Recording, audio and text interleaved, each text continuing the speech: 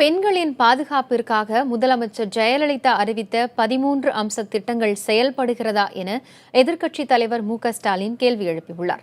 சென்னை சூளைமேட்டில் இளம்பெண் சுவாதியின் பெற்றோரை அவர்களது வீட்டில் சந்தித்து ஸ்டாலின் ஆறுதல் கூறினார். அதைத் தொடர்ந்து செய்தியாளர்களிடம் பேசிய அவர், சென்னை கொலை மாநகரமாக மாறி வருவதாக விமர்சித்தார்.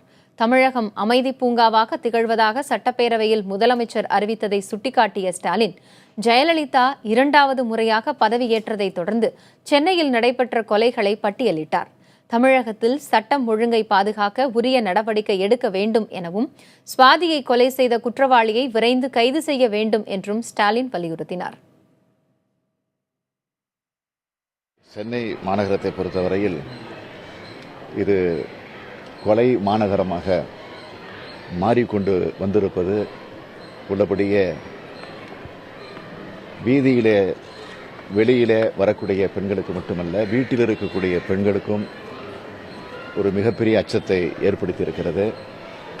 இதை உடனடியாக ஆட்சி பொறுப்பில் இருக்கக்கூடியவர்கள் தடுத்து நிறுத்துவதற்கான முயற்சிகளை